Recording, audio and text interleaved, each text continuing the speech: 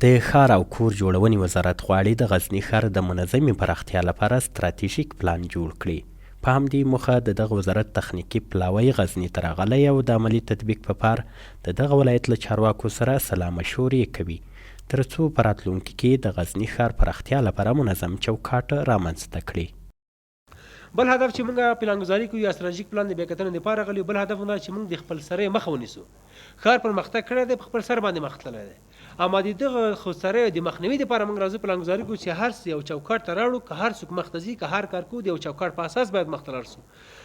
یو قواعد باید شتون ولري، د قواعدو په اساس باندې موږ مخ ته لاړ سو تر څو د اداراتو هغه کوم هدفونه چې د ټولو ادارات د یو منظم چوکاټ کې رامنځته شي، موږ داسې منظم پرمختګ ته ورسیږو.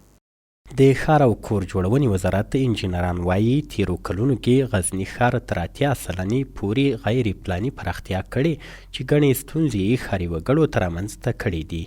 موږ د ښار د ودې لپاره، د ښار د پرمختګ لپاره یو منظم چوکاټ رامنځته کوو. هر څه چې راکېږي په ښار کې، هر پرمختګ چې رامنځته کېږي هغه په منظم چوکاټ کې، تر څو په راتلونکي کې یو پروژه یا یو مسلک یا یوه برخه د بلې برخې سبب نشي چې یو بل سره په ټکر خور رامنځته شي. او بل دا چې د غزني ښار لکه څنګه چې تاسو ټولو ته پته ده، د غزني ښار تقریبا 90 نه تر 80% پورې غیر پلاني مخ ته تللی دی. پلانونه جوړ شوي دي اما تطبیق شوي نه دي، تطبیق شوي هم دي په کم اندازه باندې تطبیق شوي دي.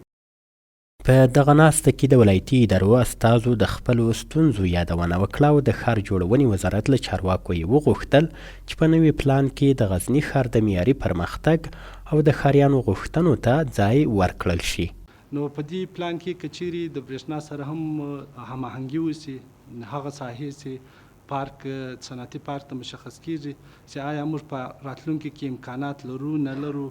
دا خبره به یاده کړو چې په تیرو کلونو کې د غزني ښار د غیر منظمې پراختیا له امله یو شمېر صنعتي خونې استوګنځایونو ته نږدې جوړې شوې چې خلک یې له روغتیایي ستونزو سره مخ کړي دي.